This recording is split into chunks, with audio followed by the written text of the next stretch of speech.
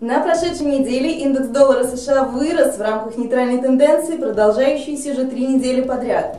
Особо важной макроэкономической информации не было. Инфляция в октябре оказалась в пределах нормы. Американский рынок жилья продемонстрировал небольшое оживление на фоне низкой безработицы и низких ипотечных ставок. Основной рост индекса доллара произошел в пятницу при отсутствии какой-либо значимой статистики из США. Участники рынка отреагировали на заявление главы ЕЦБ Марио Драги о необходимости начать стимулирование европейской экономики из-за угрозы дефляции. Это подразумевает эмиссию евро, по примеру недавно завершившейся политики количественного смягчения ФРС США.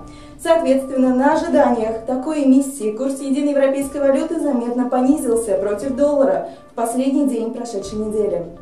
Кроме этого, весомую поддержку доллару оказала отставка Нижней палаты японского парламента, не согласного с политикой ослабления иены, проводимой премьер-министром Синдзо Абе, а также снижение учетных ставок Банком Китая.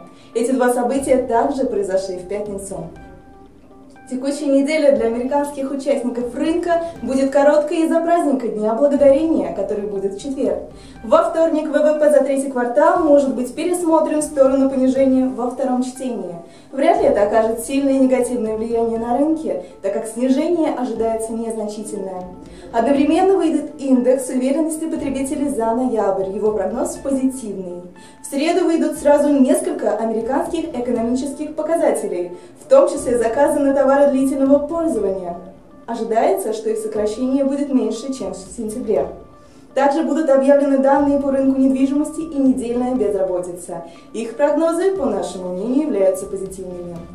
Мы не исключаем высокой волатильности на рынке Форекс на текущей неделе, так как два важных события произойдут в самом конце и могут повлиять на курс доллара к евро и иене. В пятницу в еврозоне выйдут данные по инфляции за ноябрь. После недавнего заявления Марио Драги об угрозе дефляции, инвесторы не исключают, что они могут стать спусковым крючком для начала смягчения денежной политики ЕЦБ. В Японии в четверг выйдет целый блок значимой экономической информации. В пятницу ожидается пресс-конференция премьер-министра Синдзо Абе, в ходе которой он может прокомментировать свою экономическую программу.